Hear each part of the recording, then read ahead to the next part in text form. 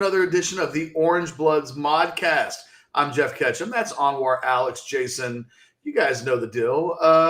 Do us a solid, like the video, subscribe to the channel. We're like, as of this very second, we're 39 followers away from 11,000. Help us reach this new milestone today. Should you be watching the video a little bit later on, I'm waiting for people to pile into the chat session as we go live. Fellas, one of the things that stands out to me about kind of where we are on the calendar is it is a bit of a dead period. You know, if Jason's in Colorado, if there's ever a moment for the coaches to legitimately get a vacation during the course of the 2022 calendar year, it's probably now and not the summer when it turns into kind of a chaotic recruiting period. I wanted to toss the question out as at this very moment, it feels like players are in the middle of the offseason workouts now. Torrey Becton has his hands on this group of players. And Alex, I'll come to you first with this kind of real basic question. What needs to be happening right now on the 40 acres with regards to the football program? Because you know, we think every year they go into the lab, they do all of their things, and then they come out of it on the other side better players and improved from the season before. But that's not what happened a year ago. That, you know, this wasn't a team that came out of the offseason surging with a bunch of guys showing stuff that we hadn't seen before. So in your mind, what are the tangible things that need to be happening right now when all of our attention's not really on them? Well, I mean, yeah, it's out of sight, out of mind with these guys, right? But behind the scenes, they need to be working. It needs to be strength and conditioning. I mean, we talked about it. How much do we talk about strength and conditioning during the course of last season? Especially just when it came down to these games that got lost in the final, the final quarter, the final half of football games. We talked about strength and conditioning, and I thought it was interesting. Anwar, maybe you remember the press conference when Sark said this. I don't think it was at the most recent signing day one, but maybe at the signing day one beforehand, where he said, look, last year, whenever we first got in, it was more about just kind of getting people in line with what to expect with us, getting the culture going, getting the rest of it. This year, everybody's all in. Everybody knows the program. We're hitting strength and conditioning to where it is going to be not something that's occurring, as you're trying to build the foundation, but now that the foundation is built, you can go in and that wasn't exactly what Sark said. Anwar, do you remember? I think it was this past one actually, because I think the first one it was so detailed with the signees, and I think this one, because it was only one, was kind of a little bit more general information. Right, but that was the general vibe, right? The general vibe was there wasn't quite the emphasis on strength and conditioning in the offseason that he would have liked, from season to season. Simply because there was, you're getting everything assembled. You're getting the new staff in, you're getting the new players in, you're getting them to understand sort of how it is that you operate. I think this year, dude, and I mean, we've seen it from these clips that they're going out on social media from the strength staff. I mean, did you guys see the one that they posted of Justice Finkley today on the board with him doing the power clean and big time thirst trapping, and the fact that we found out that he's going to be wearing number 1. I mean, my goodness, just all that together. The guy's already a superhero as far as I'm concerned. But yeah, dude, they look good in there. But I think it needs to continue. I mean, this is people keep forgetting, man. This is a team that's going to be in the SEC here in a few years, man. Your strength and conditioning has got to be on par. Anwar, toss the same kind of question to you. Do you get even more narrow? Like, is there a specific group of guys or a guy? I'm just curious where your head is. First of all, I agree with everything that Alex said, and I'll just, kind of go in a little bit to a different direction, though. For me, Catch, this portion of the off-season workouts is a little bit mental, and having somehow these players getting on the same page, especially getting on the same page with the coaching staff, because there were problems last year. Like, let's just be honest, and Sark had trouble getting the buy-in from guys, and this thing goes deeper than just he had an issue with Joshua Moore. There was multiple guys that weren't buying in completely to what Sark was selling, and multiple guys that felt like, took advantage of his kind of lackadaisical approach and kind of more like an NFL kind of approach than a college thing, because he wasn't, a kind of guy that was coming in trying to kick ass and take names. And as a result of that, some people, when he wanted to try to lay down the law, did a shoulder shrug to him, more than one. I mean, we saw, Catch, that there was during a time when Bo Davis was trying to get on his players, that someone had a freaking phone out and was recording it. So you can see that everyone wasn't on the same page. So for me, it's about getting everybody on the same page, trying to find a buy-in that they're going to need going forward, because that's one of the things, if you talk about, hey, some of the deficiencies in Sarkisian's first year, getting all the guys on board to believe, that was one of them. So I think that has to happen in this offseason. Jason, just finish us off here. Yeah, find a way to kind of get that yucky taste from last year out of their mouth. I mean, they weren't able to close out games last year. Does that mean they need to be physically stronger, tougher, mentally tougher? Probably all the above. I think Serenity interviewed, I don't remember who it was, but they said, hey, man, it's way harder this year than it was last year. Well, it needs to be. I mean, they weren't able to close out games last year.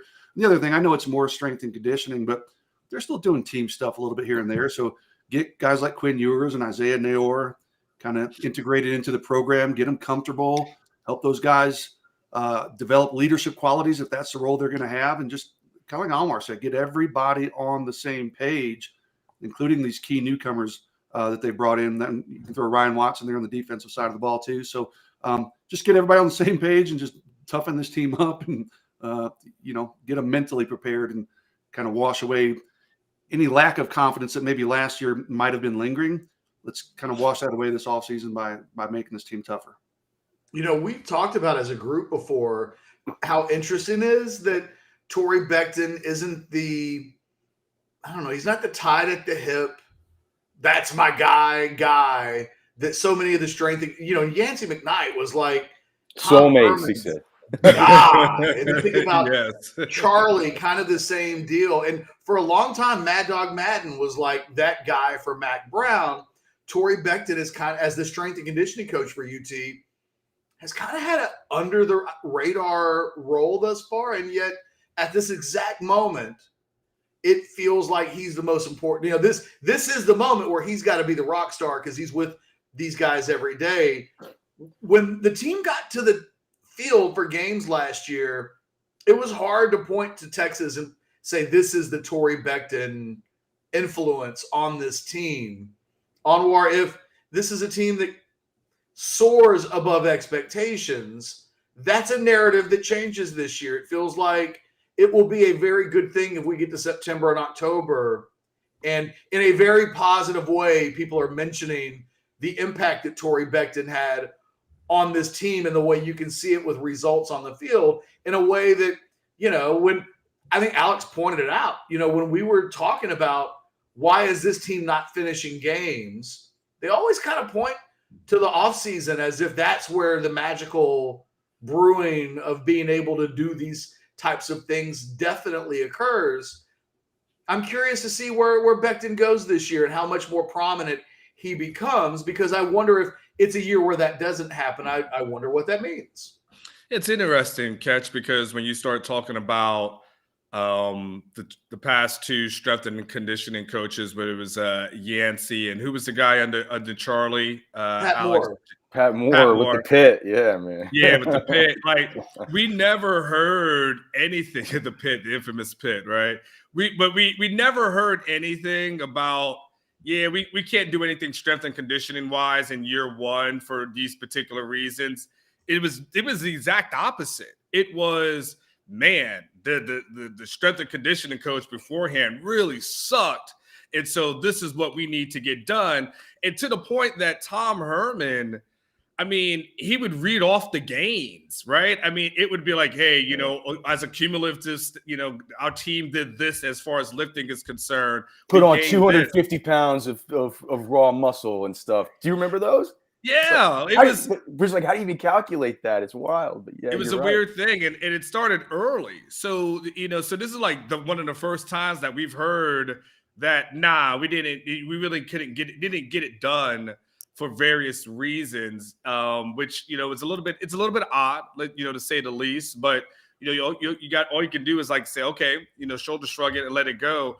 But it can't be the same thing. Like, there can't be another year where you're saying like, well, we weren't unable to do it because of this and stuff. Well, at the end of the day, you got to get it done, right? So they've got to find a way to get it done. If that's one of the reasons why they didn't close out, then that's what you're here for, is to make sure that they're able to get these gains in the weight room in the off season to be so it's effective when it really, really counts. And so, it's very, the Becton thing, I think, Ketch, will be something that we follow. That will be kind of a narrative. That'll be the thing that we'll follow in the off season, that we'll look for the results when it, actually counts, because it's key. Like, you see everything you're saying, whether it's Pat Moore or Yancey, in this time, these coaches essentially take a step back. Some of these guys go on vacation, and that is their program.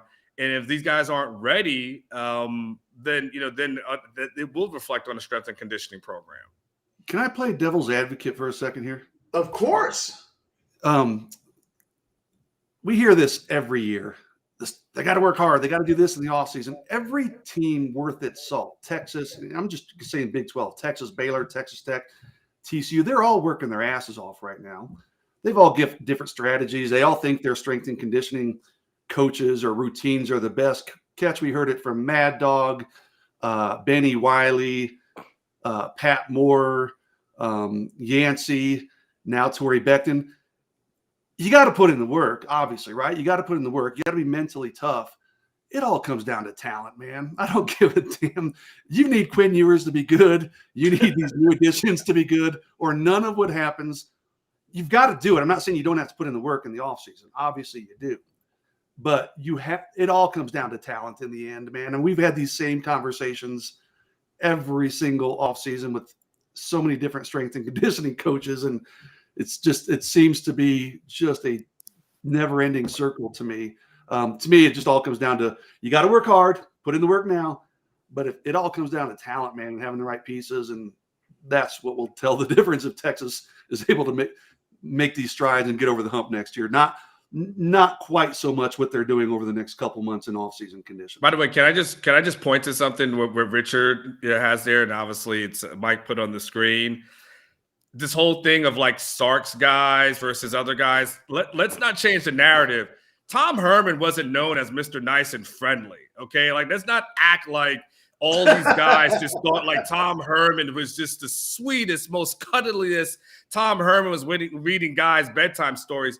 A lot of these guys, if we're just keeping it real, would tell you that they thought Tom Herman was an ass. So don't act like, oh my God, once this new guy came in, they were like, man, he's not Tom Herman. He ain't that warm and fuzzy guy. I need a coach who's going to kiss me when I come off the bus. And I don't know if this guy's going to kiss me when I'm coming off the bus. Like, I don't really know. Let's just like, no, I hear this, we excuse it, right? It's the same thing we did when Charlie got here. Charlie's guys, he needs more Charlie's guys because he's got a lot of Mac guys. Then we did with Herman. It's like, well, Herman's inherited Charlie's guys. He needs Tom's guys. And now we're kicking the same can down the road. To your point, Jason, of one excuse after another. Now it's like, Sark had those Herman guys. He needs to bring in his own guys. Like, all right, guys. Like, at some point, you coach what's there. That same Benny Wiley that I mentioned that coached at Texas, that everybody, first off, when he first got hired, he's the greatest thing ever, right? And then they don't play so well. So, Benny Wiley sucks. Then he goes to Oklahoma, and he's one of the best strength and conditioning coaches in the world. Oklahoma doing well. So, I mean, they all work. Every program works hard in the offseason, every major program.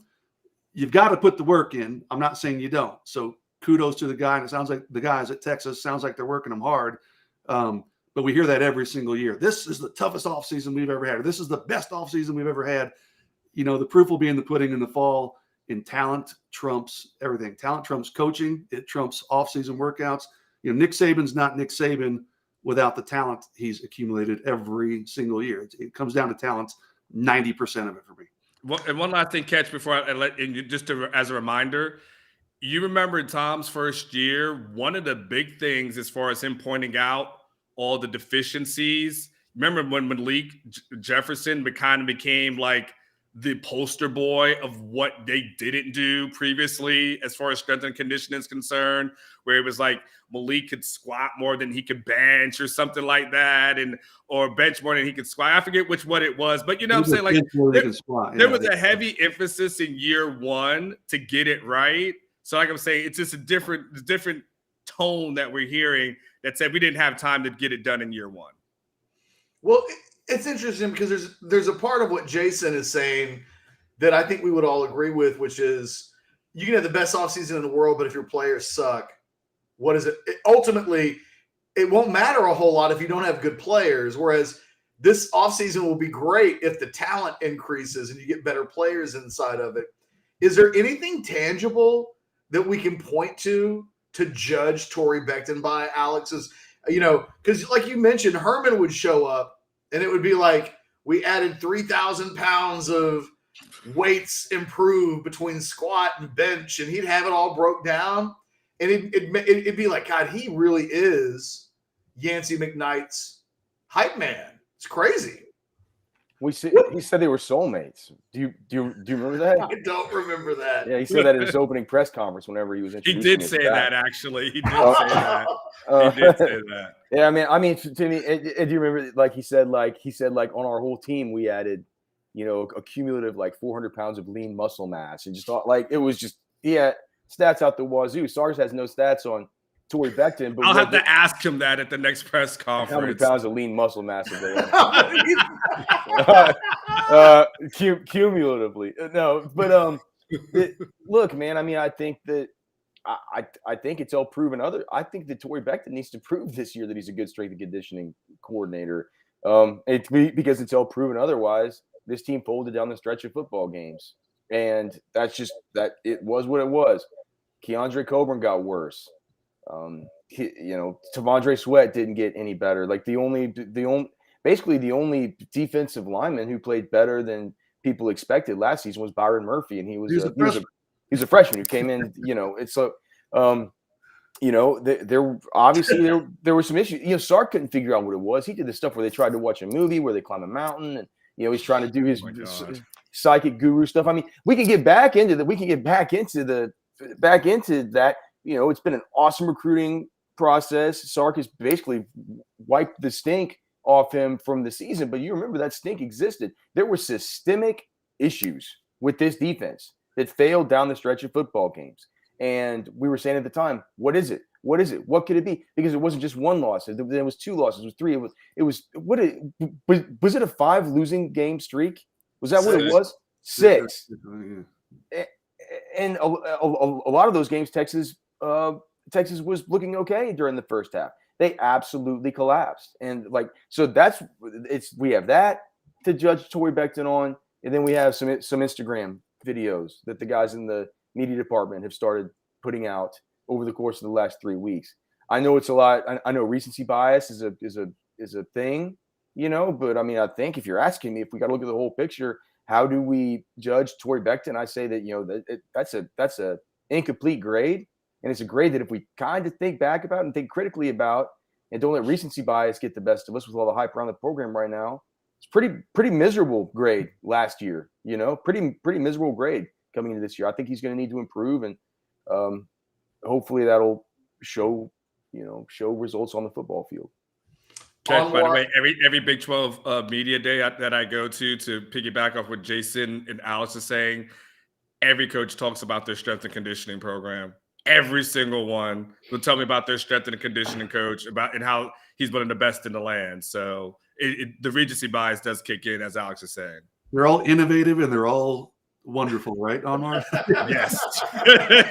Every team just had the best offseason that they've ever had in X amount of years. Jason, do you remember when we spooked Mac Brown on that? Like, Mac used to say that every year. Yeah. And then it got to be such a running joke that Mac kind of went out of his way not to say we had the best offseason that we've ever had people were just laughing at him when he said it. And we only offered 25 guys, and we got 22 commitments. Oh, yeah. It became a running joke on Mario. He would use these same lines every single year, preseason and on signing day. We only offered 25. We only brought in 25 visitors, and we took 22 commitments. That's a pretty good ratio.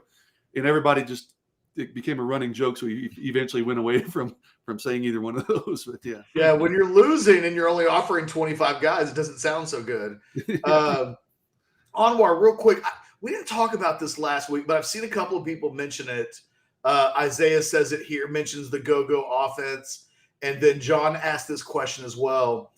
Just real quick, because I wanted to segue us into some Arch Manning, but considering I saw these two things pop up relatively one after the other, I thought his answer last week when talking about Brennan Marion and then the subject of the go-go offense comes up, I thought his answer, was a bit curious in that it wasn't, I didn't think, a full-on embrace of, yeah, we're definitely doing that. Like, he could have said that, but it's not what really happened. They're not. It's kind of like, I think you said something more along the lines, like they look at different offenses and different things throughout the offseason. And, I think he liked it. But no, I mean, look, ultimately, I mean, let's just keep it real. Like, Sark is going to want to implement Sark's offense. He might implement a couple little things, but Sark is not going to say like, wow, I had to do the go-go offense in order to save my job or save anything. That's not going to happen. Like, that's probably the last thing that's going to happen. So maybe you see a play here or there later in the season just to throw teams off guard.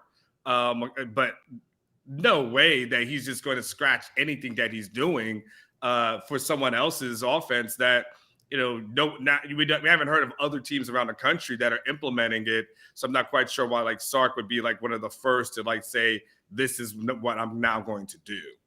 Yeah. When they first hired him, I talked to a person who covers Pittsburgh, Brennan Marion, I'm talking about, to just kind of talk about him as a recruiter. And I think I asked him about the go-go offense.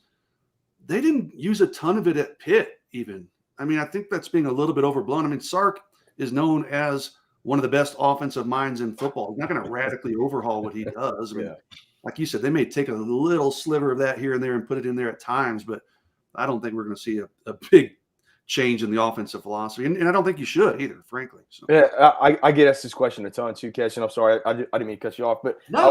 I was just going to say, I mean, people ask this. I have chats all the time over on Orangebloods, and like this gets asked every chat, like how much of the go-go offense we're going to see. I completely agree. I've said it every time. Completely agree with Anwar and Jason. It's like Steve Sarkisian doesn't. Like it's just like, guys, he's Steve Sarkisian.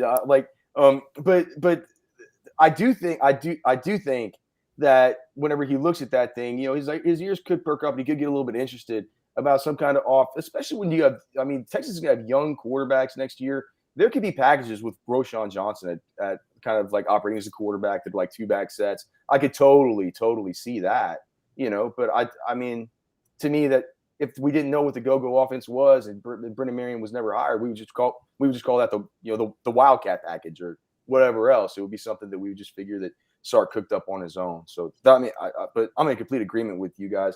It feels like it's such a cool part of the Brennan Marion hire to know that he's this innovative offensive mind that can come up with this stuff, right? And to me, that is the storyline as far as the go-go, much more so than this massive effect that it's going to have on how Steve Sarkisian runs his offense.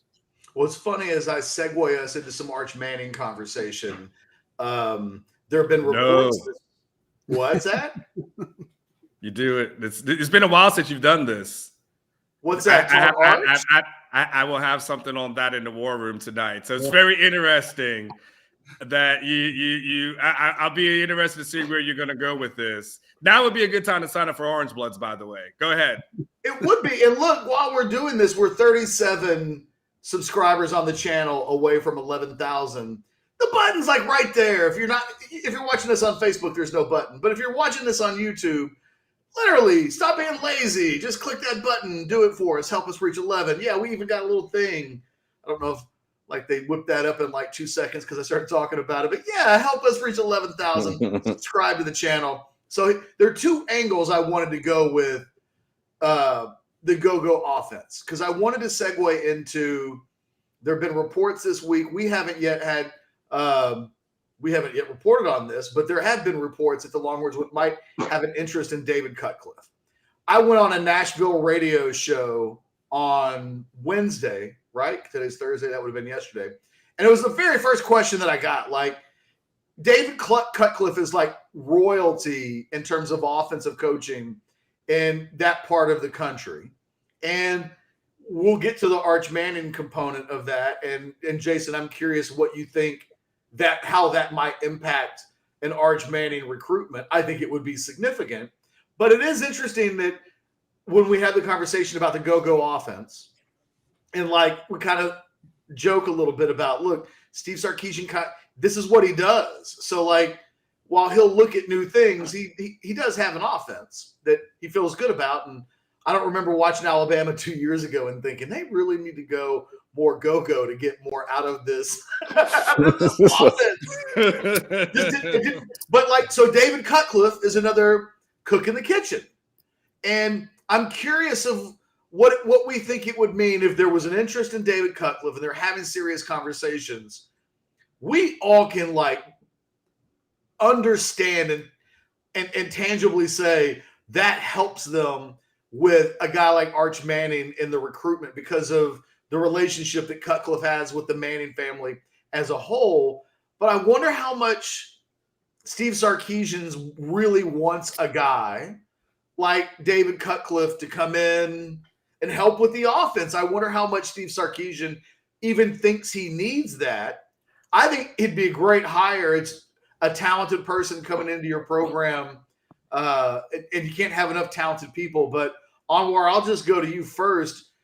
Does that feel like a fit in the same way that Gary Patterson doing maybe kind of the same thing on the defense potentially? Are those the same things? Does the offense need that? Like, how receptive do we think? I know I'm just lobbing questions at you, but there's a lot of little tentacles to this about what it even mean to bring a guy like that in to help with the offense when Steve Sarkisian is your offense. I'm clear. I want to hear Jason's answer first. Yeah. Before Okay. I get mine. You want to hear my answer? Yeah.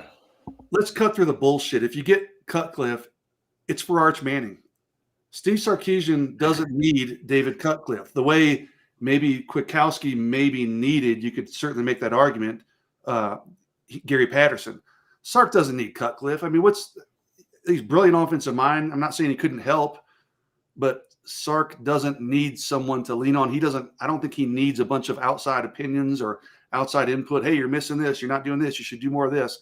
No, cut through the bullshit. If Texas hires David Cutcliffe, it's 95% related to Arch Manning, 5% related to helping your offense improve. Can I just?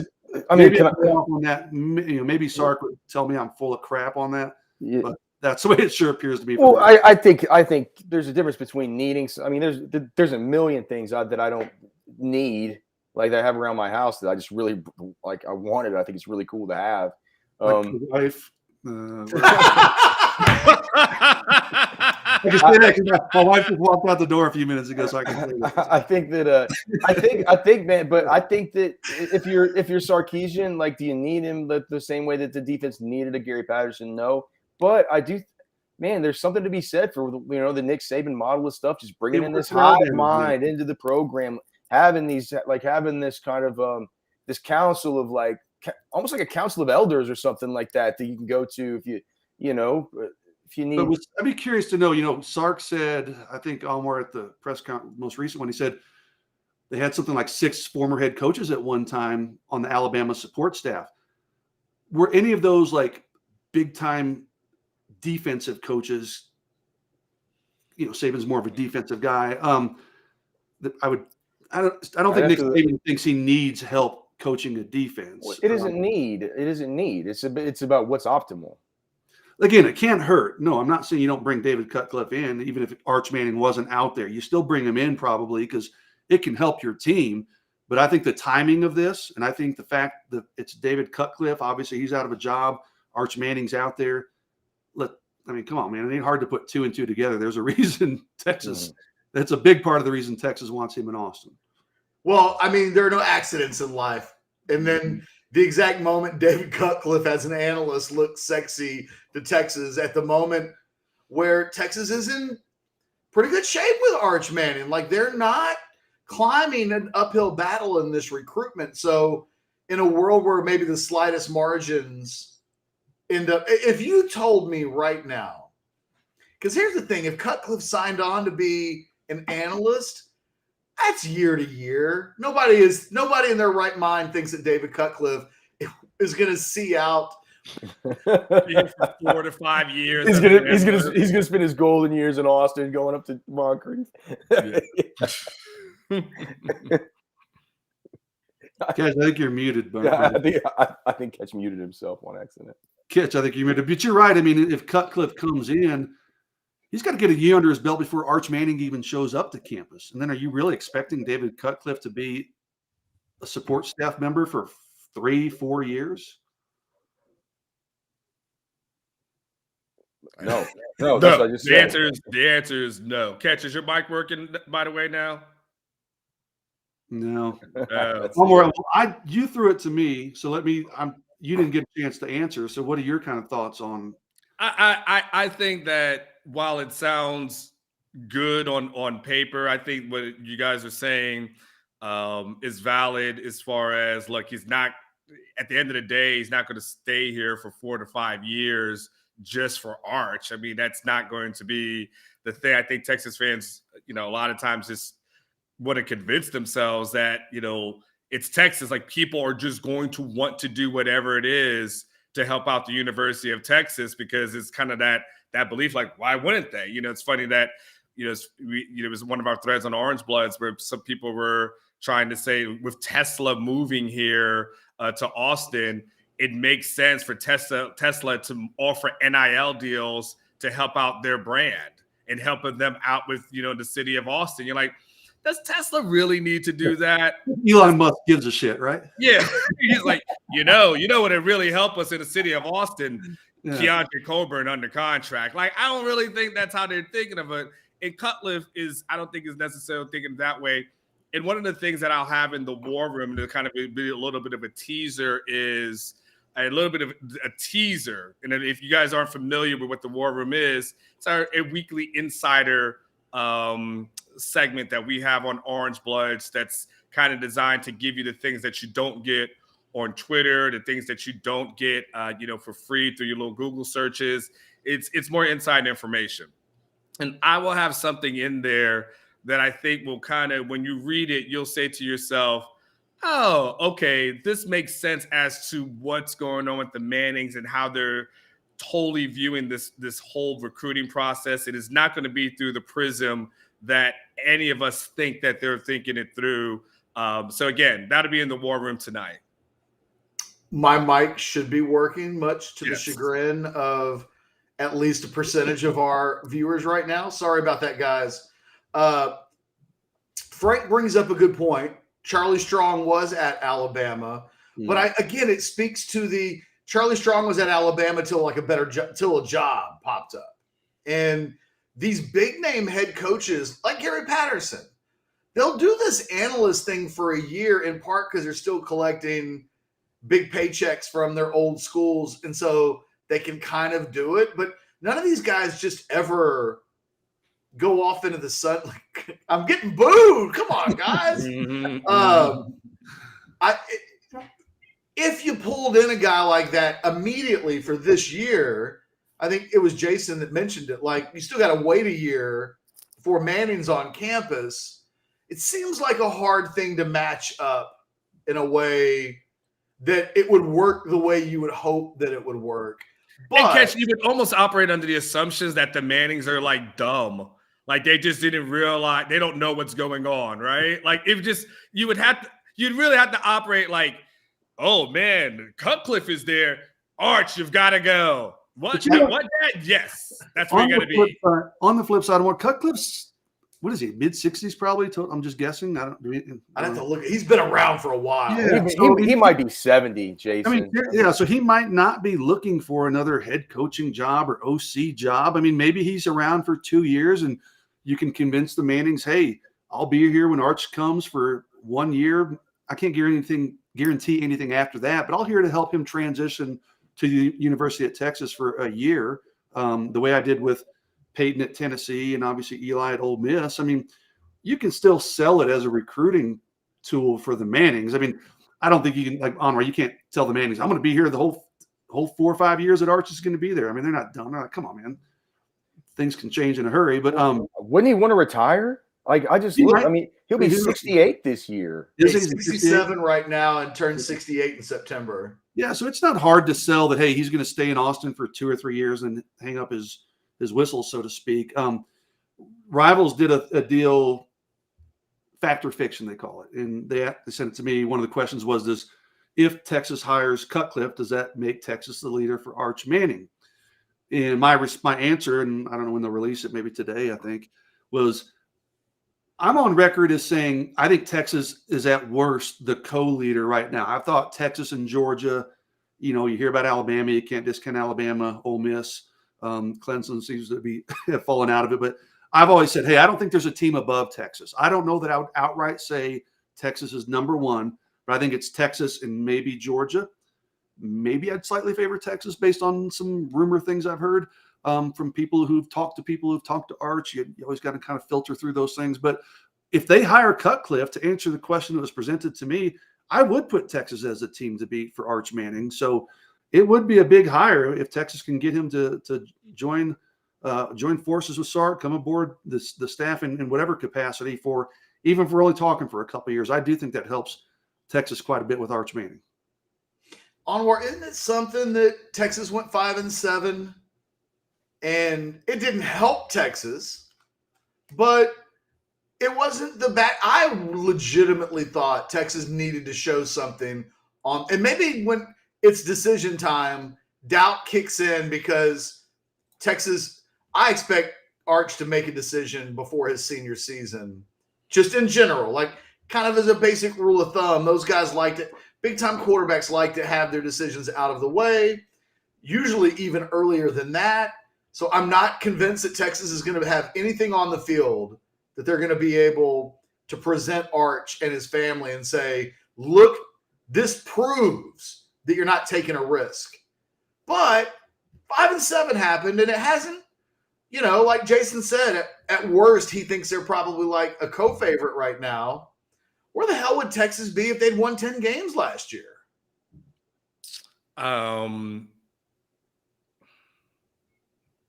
Arch might be looking at a commitment in February, honestly. Yeah, maybe.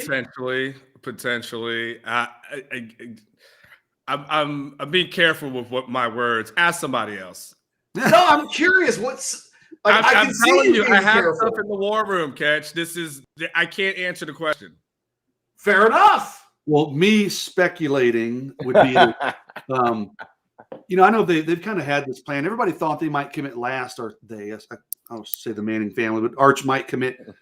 People were talking about him last spring and over the summer, but his family and people close to him and his coaches and Arch himself has always said, hey, I'm not on a timeline. I want to do this. I want to see this. I want to take things a little slower than everybody's anticipating. Now, if Texas had gone 10-2 last year, would that have been enough to push Texas out in front where he might be looking at a February or March commitment? Speculation on my part, but wouldn't surprise me, especially with the Cutcliffe stuff floating around out there. But, I've never heard that from Arch or anybody that's directly connected to him. Alex, did you have something? No, I mean, no. I'd just say go to Orangebloods, get a membership, and read the War Room tonight, and then you'll know for sure. You won't have to hear my dumbass. So what happens? What happens is often it's a weird thing. It happens once every few months. Catch will start asking me a question. We've had no conversations prior to, and it'll be exactly what I've already written for the War Room. We're like, can't say anything. And the reasons why, guys, just as you guys understand, is because it's paid content, and subscribers, like, this is for free. This is what the insiders get. So you got to be an insider in order to get it. But once we have it, it'll make everything in this conversation a lot more clear. I want to ask everybody, as of this exact moment, if I made you go put in a future cast made you. Like, you're obligated to do so, damn whether you're right or wrong. Who would everybody put a future cast on today? And I'll do it like this. Texas or the field? No. I quit the whole future cast thing because I put in the wrong one time and everybody made fun of me. And I'm like, is this how this works? Yes. That's exactly it's like, no, thank you, man. I was like, but if you're telling me I got to do one, I got to do one for my paycheck. I put in the future. I put in the future cast for Texas. Okay. You threw me off when you said, well, I'm so torn because hold on. Either Texas or the field or Texas or another team. Texas or the field. Oh, well, I'm sorry. That makes it a little. I'll still stay Texas, but that's a big difference, I think. Is it though? Because there's not that many schools that are really involved in this. I mean, it's not like it's 100 schools. It's a pretty narrow list at this point. Yeah, but it certainly makes it harder than saying, because if it was Texas, like, it's just like, is Texas? Do I view Texas as the majority percentage favorite or the plurality percentage favorite? I'd rather say it's the plurality percentage favorite as opposed to the majority percentage favorite when I'm saying Texas versus the field. But I'll still say Texas. Well, when I do my recruiting board, some Orangebloods people are watching this, I'm sure.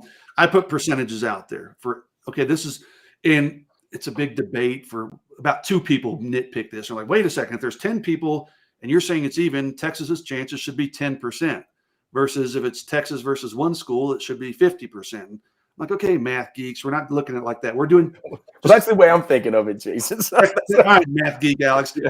Texas versus the field. Right. Basically, I'm telling you what I think the chances are this player is going to wind up at Texas.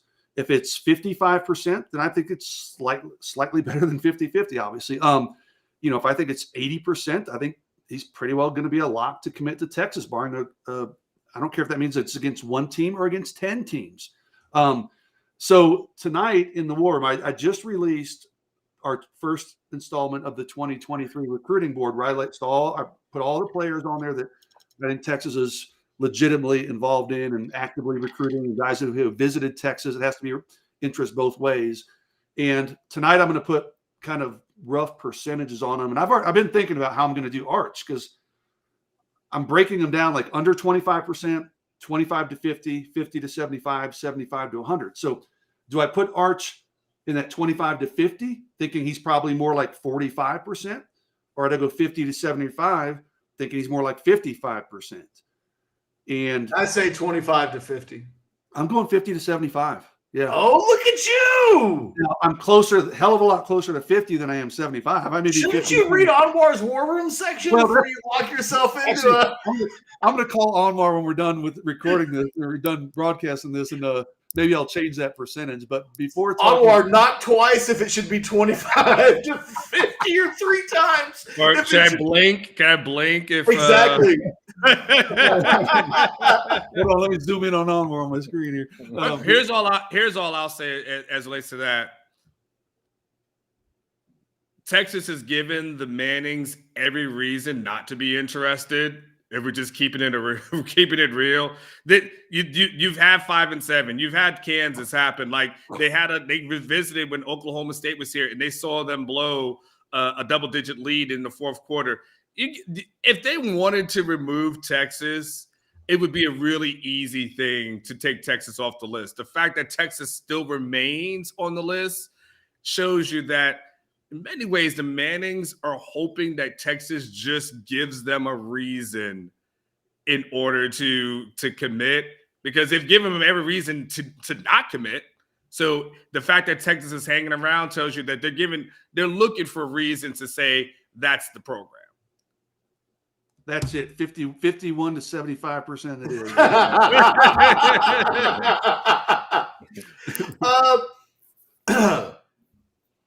Well, that's interesting. I wasn't expecting quite that answer from Jason. There's no reason now to even. I can't ask Anwar. No more Arch questions. No more Arch questions. Not for me. Check it out in the War Room. Somebody asked earlier if we had a special offer at Orangebloods. I don't think there's a special free trial out right now. I will say this. We've never raised our price in 20 years. Like, it's pretty cheap. It's like an expensive cup of coffee for a month. I promise you the entertainment value is worth the 30 cents a day that a subscription to Orangebloods provides. More traffic on our message boards by 8 a.m. than all of the other message boards combined in our market. So, there's a Can lot I of just stuff say going something on. else too? Like Yeah. it also frees you up from your subscriptions to every other pay site that has interesting articles because people just come. You find out all your day. Like I just get on Orangebloods in the morning to read like my news about the world, man. That's how I get my national news, because if there's something big happening, it's going to be on Orangebloods, and then I'll. Even if you have to delete it or move it to another board, you'll still find out about that newsy event one way or the other. It's cheaper than Netflix. That Oh, continues to go Damn, up. that keeps going up, dude. Like It's up to be $20. Yeah, it's crazy. Yeah. Our sale price needs to be half the price of Netflix, 10 times the fun. I like Anthony Bailey here. Yeah. He's about right. And we even have a girl of the day thread. Come on, guys. I mean, if you don't want your Anthony, football you should hear our conversations in private about some of the posters. I think that's the thing that everybody says. Nobody likes all of the posters. Even if they're on your side, nobody likes all of the. Hey, Jason, real quick, just out of curiosity, back to Arch, last thing. When do you expect an announcement? I thought this spring or summer, but I think you mentioned it, Ketch. I mean, if they want to see Texas make improvements, then he's got to wait till the fall, right? So I don't really know. I don't have an answer. I mean, we keep hearing, and I've heard from, again, people loosely connected. He might visit Texas. There's a certain weekend in the last week of March. But, I don't have a great feel on that. I mean, Anwar maybe will have something for us in the war room that will Stop asking me about Arch. Together We tonight. haven't asked you about Arch. You keep on talking. I don't exist. I'm going to turn my camera off. His date has been pretty consistent. Everybody keeps thinking he was going to do it last summer, last fall. Arch and people close to him have always said, no, he's going to take his time with it. So it sounds like Anwar knows more than me at this point on this one, but I don't have a great answer. I think it's better for Texas almost if he waits a little bit. But then the other side of that is quarterbacks usually commit early. Getting Arch on board early will help with a bunch of other recruits. Jonte Cook, Ruben Owens, probably some offensive linemen, even defensive players. So, that's a kind of a balancing act, I guess, that Arch needs to figure out. Chris Nelson with an interesting point here I hadn't thought about. Maybe dangerous, maybe good. Cutcliffe and tell the Mannings about how Texas really is before the season. That's kind of the the Tommy Brockermeyer deal. It's like they have the inside in the program before it's very rare that a kid gets the blood and guts true description of what's going on inside of a program before he shows up. Having family or essentially adopted family between Cutcliffe and the Mannings would do that. Real quick, Anwar, before we go into closing shots, parting shots today, and I want to remind everybody, if you didn't hear earlier, if you're just tuning in, we are 33 subscribers on the YouTube channel away from 11,000. Yeah, go ahead. Help us get there. Be one of the 33 that helps us get to 11,000. I've been waiting to hit the 11,000 mark for longer than I thought I would. Get that done for us. It's a button. You click it. It's right there in front of you. Jason, Alex, Anwar, and I spoke earlier this week. It'll be the last thing before going to parting shots. I wanted to mention basketball a little bit and mention Chris Beard. They beat Kansas. It's a big deal. And, in the day after, I didn't think about it in real time. I wasn't watching the game and thinking football at all. But the next day, and, it was hard not to think, God, Chris Beard got just what he needed. And Jason, I'm actually going to come to this question to you first. I'm opening up a can of worms, but that they didn't get it. That football didn't get what Chris Beard was able to get on Monday night with really a big moment. I mean, even if they don't win in March, the Kansas game at home will be remembered. The March stuff would be remembered more than the Kansas game, but at least there would be a moment. Is this recruiting class, when we get to this spring, are they going to say the same things that the previous recruiting class said, which is we want to wait and see what Texas does a little bit this year? Is there a threat that that's part of the narrative that takes hold? Or do we think that not having that signature moment and that coming out of a 5-7 season, not really having something on the field that they can hang their hat on to say, this is who we are? How likely is it, do you think, that we get to the summer and it sounds a lot like Kelvin Banks and some of those guys saying, we want to take a wait and see attitude and see what it looks like? And in the end, it didn't matter for a lot of those guys, but we certainly heard it. And it was the thing that shaped the entire recruiting cycle, it seemed like, even if it didn't matter in the end. Yeah, Texas had a junior day late January or whatever, 3 weeks ago, I guess, almost. There weren't there's a lot of prospects there, but there weren't a lot of the elite of the elite in the state weren't there necessarily. Javian Toviano was there.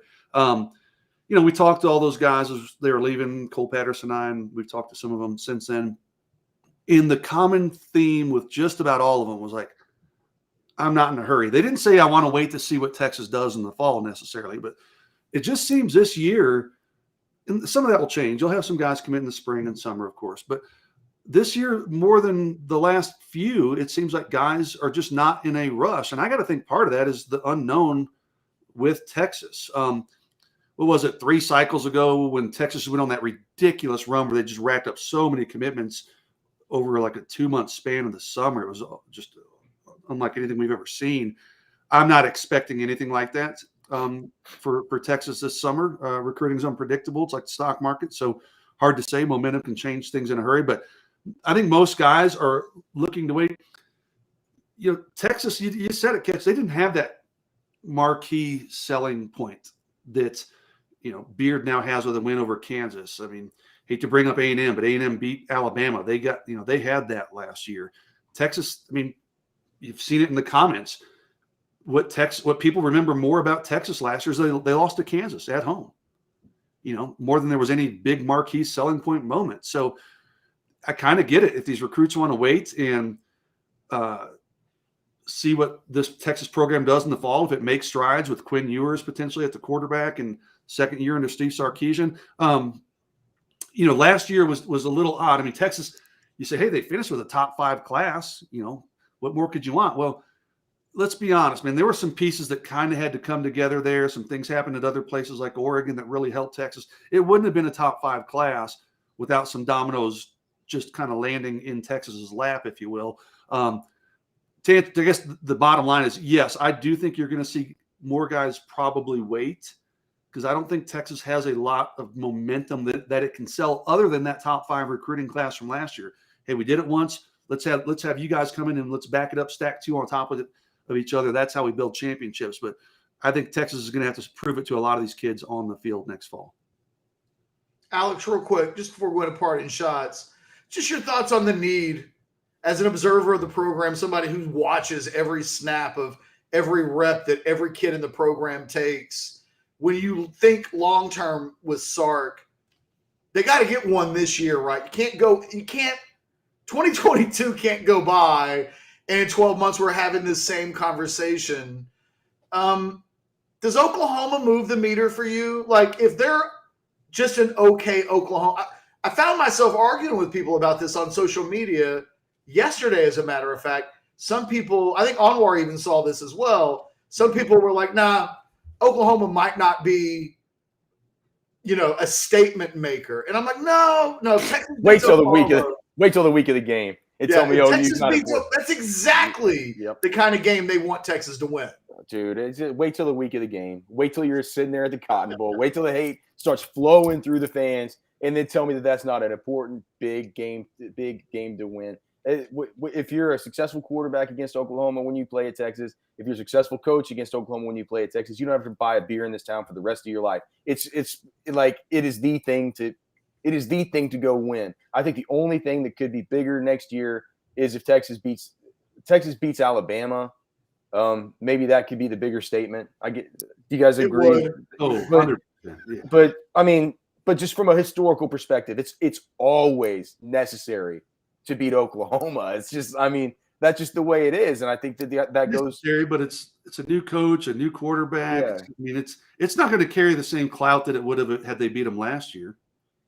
Yeah, but Jason, the danger, Sark finishes year 2 behind OU coach in year 1 with a new quarterback and new receivers. Yeah, I think there's a little more pressure this year. And they're all doing the horns down after the game. You have more to lose maybe than you do to gain by winning that game. I think you're right. You have to win just because of the optics of losing would I think on the surface be damaging. Someone said Charlie Strong beat OU and nobody's buying him a beer in Austin. He said, I would buy Charlie Strong a beer. I would buy Me Charlie. too. I would definitely buy Charlie. I'd have so many questions for Charlie that I'd buy Charlie 5 beers if he'd hang out with me long enough. Yeah, man, as many as he wants. Just to maybe start getting some answers when it's all said and done. Yep. All right, well, let's go into parting shots and we'll put a ribbon in both. Real. Are there any questions that we didn't get to? A bunch of Arch. What happens if Card is the starter? We don't really need to worry about that. And I say that as the president of the Card fan club. One question comes from Isaiah. I did see some questions about this. Is there a backup plan if we don't get Arch? That's actually a really good question. It very much feels like Arch or bust at this point. In part, Jace, in-state, it's not anywhere near the bumper crop of in-state quarterbacks in 2023 that in 2022 they were overflowing with. Yeah, right now it's all the eggs are in the Arch basket. He's the only one they've offered. He's the only one they've really gone after. Someone, I think maybe the same person that asked that question. There's a quarterback out of Cali. I'm going to butcher his name, Nico Iamaleava or something like that. Liava. He's top 50 in the country, big time player.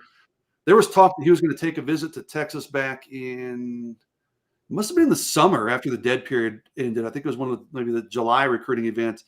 I reached out to him at that time. And he goes, "Nah, I don't know where that's coming from. I'm not visiting." But he's a California guy, so it makes sense. I'm sure they've got very loose feelers out right now, but it's Arch Manning or bust right now. All right, fair enough. One last question. Thibodeau Talks, excuse me. Do you think there's a chance that Card starts the Bama game just so Quinn doesn't get thrown into that fire? Man, I don't want to speak for everybody. If anybody has a different answer, chime in. I will be shocked if it takes until week 3, game 3 of the 2022 season, if it takes that long for Quinn Ewers to be the starting quarterback. This just I don't see it. I just don't. I don't know that Card's any more prepared to be thrown in that fire than Quinn Ewers is. Well, then there's that. Yeah. So what we've seen from Card is that is actually the game you might not want him to be playing against, because there will be some jailbreaks when Alabama comes to town. Just you guys shouldn't be shocked when the Alabama defensive line wins some battles in that game and causes some pressure. And we'll learn a lot about Quinn Ewers that day as well. I think the goal would be for Quinn not to come out of that game looking like the deer in the headlights that Mitt mentions Card looked like a year ago. No way to kind of get away from that. All right, let's get into parting shots, and we'll actually keep this bad boy at about an hour. And when the hell does that ever happen? Anybody got a parting shot? Jason, you're in the mountains. You got something you want to talk about? Not really. I'll just talk about being in the mountains. My wife and I left our 4 kids at home with grandma and grandpa, and we came up here just very quick trip. We'll come back on Saturday, but my wife grew up in Denver. We're in Breckenridge right now. She used to live on a snowboard. It's been 20 years since she snowboarded. So for Christmas / her birthday, which is February, and Valentine's Day, and our 20-year anniversary is in March, I surprised her for for Christmas, and she got lift tickets. So I'm going to sit in the condo because I have no interest in getting on that mountain.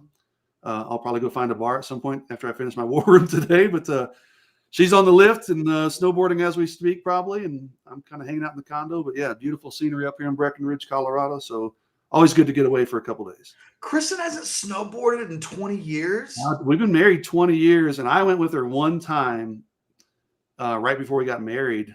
I went like a half day, and I was like, it's all right, it ain't for me. But no, and she used to hear her tell the story. She would come here between 5 and 7 days a week, totally by herself. She lived in downtown Denver. She'd make the 1.5-hour drive round each way. 3 hours round trip to go snowboarding by herself 5 to 7 days a week. She lived for snowboarding, and you took that from her. She met me and I ruined her. She did. I was with you when you met her, and she was like Miss Snowboard. She was into wakeboarding. She was in all that cool shit. Now she's just a mom of 4 who she married you, and you were like a She's getting ready to dump your ass, Jason. She's going back to the things that she loved back in before she met you. She's like, these kids are growing up, and when that last one is 18, back to the. It may not take that long if she finds a cute guy in the lodge today down at the snowboard lift or something. Oh, you're flirting with disaster here, letting her experience her long lost love of snowboarding. Okay, we'll get this thing wrapped up so you can, plan accordingly. Alex, anything break today? Yeah, something broke yesterday. I got my septic back up and working, and yesterday. So that's good. People who were asking about that in the chat earlier, I noticed. Thank you guys for caring about that.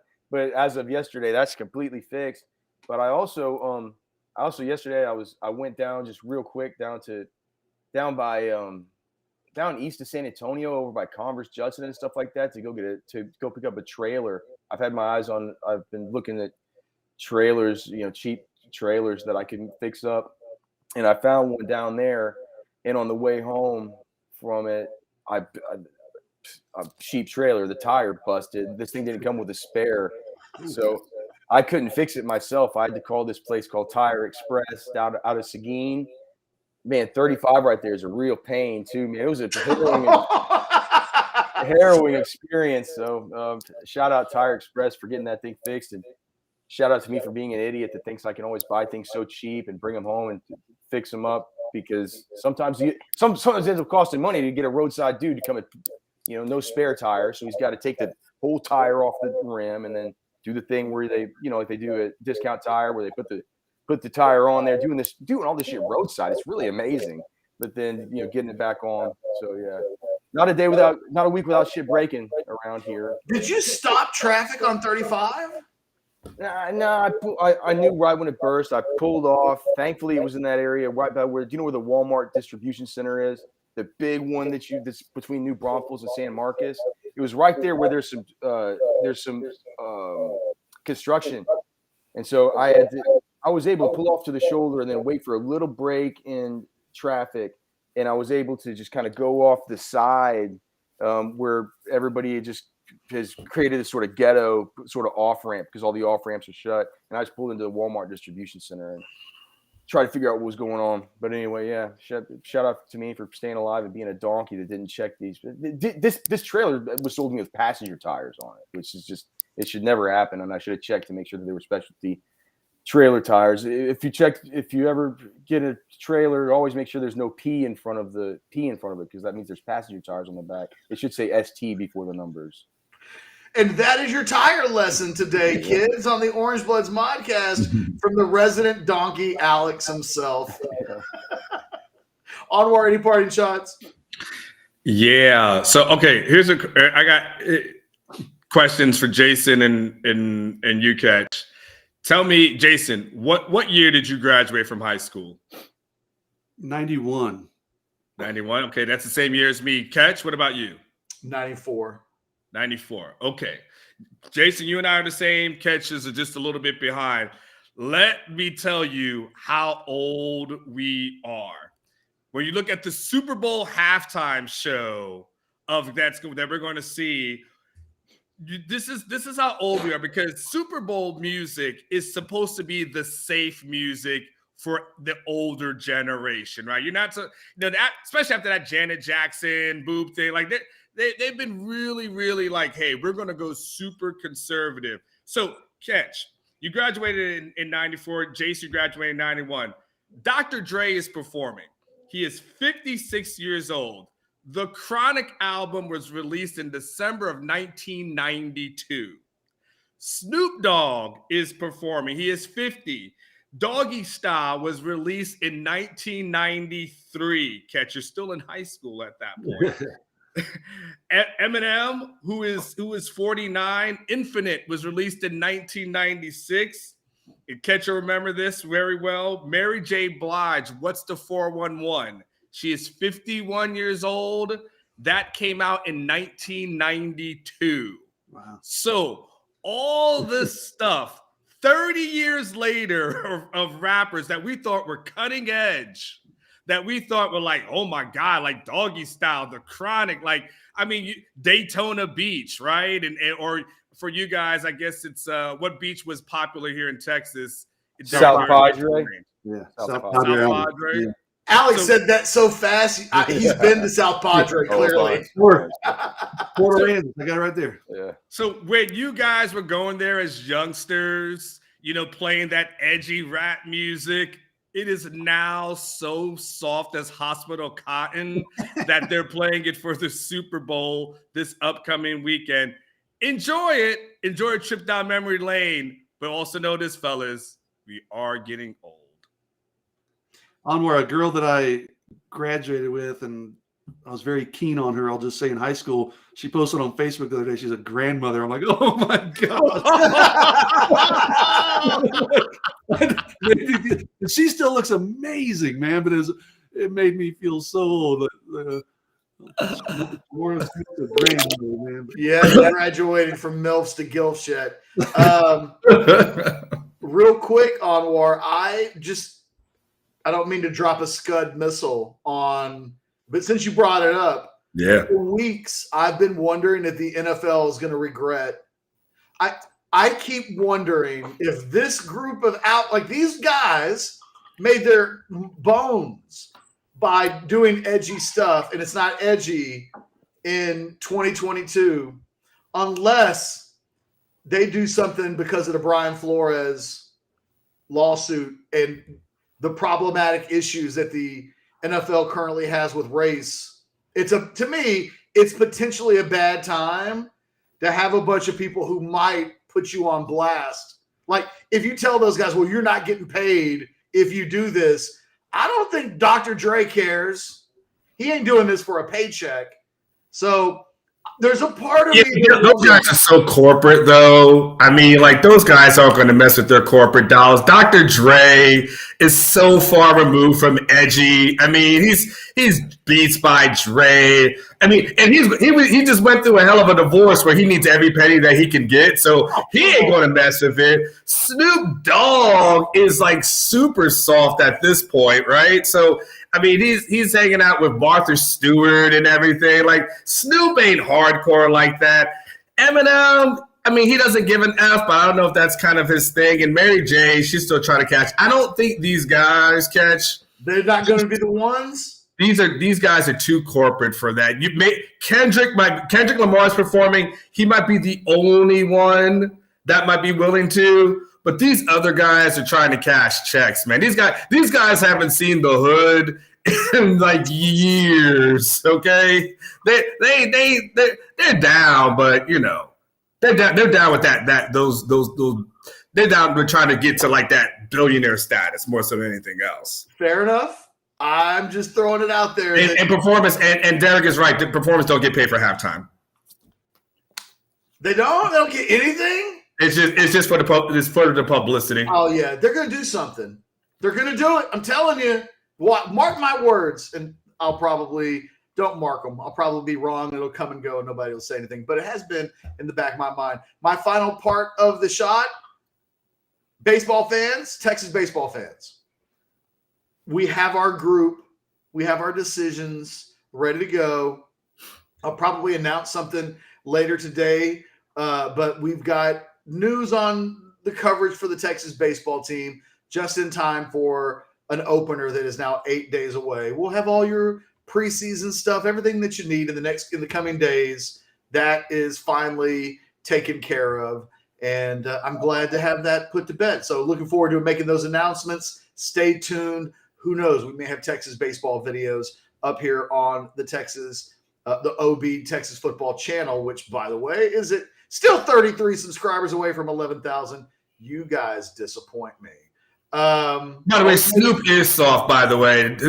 Ken has asked me how you're going to call Snoop. He's 50 years old. He's soft. When's the last time Snoop's been arrested? He ain't been arrested after he beat that rap years ago. Snoop is hanging with Martha Stewart right now. Weed no longer makes you hard, dude. No, everybody smokes weed. We smoke it here. We smoke it on half our podcast here. Like, stop it. And on that note, thank you, Cole, for the positive. I think he's in Denver. Yes, it's true. It's true. That crossed my mind before we started.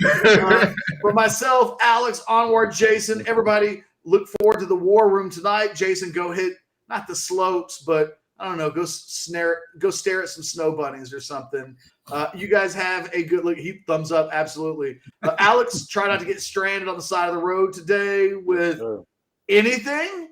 You guys have a good day. We'll talk to you next week. Later.